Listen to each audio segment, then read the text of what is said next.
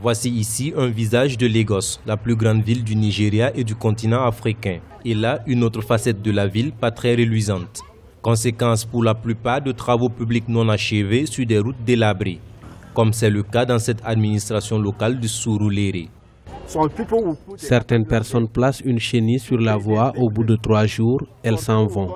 D'autres viennent ici avec une chenille, cassent toute la route et elles empaquettent tout le sable. Pas pour s'en servir pour la route, mais tout simplement pour le dérober, elles mettent la route en piteux état. Un cas parmi tant d'autres qui a amené des citoyens nigériens à lancer en 2014 le projet Traka. Ce projet opère principalement sur Twitter et encourage les Nigériens à partager des photos et des vidéos de divers projets allant de routes inachevées à la rénovation des bâtiments scolaires avant de transmettre leurs griefs aux cadres pour qu'ils entreprennent des actions.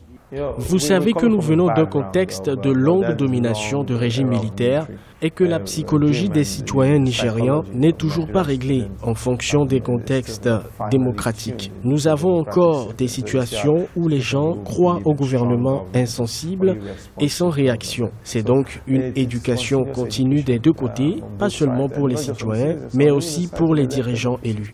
Certains de ces élus qualifient d'ailleurs les initiateurs du projet de fauteurs de troubles. Le projet a révélé que le gouvernement de Lagos a débloqué en 2017 des fonds pour la réhabilitation de routes qui jusque-là n'est pas achevée. Pour le moment, Traka ne compte que 20 000 abonnés et n'a intervenu dans des projets que dans 21 des 36 États du pays.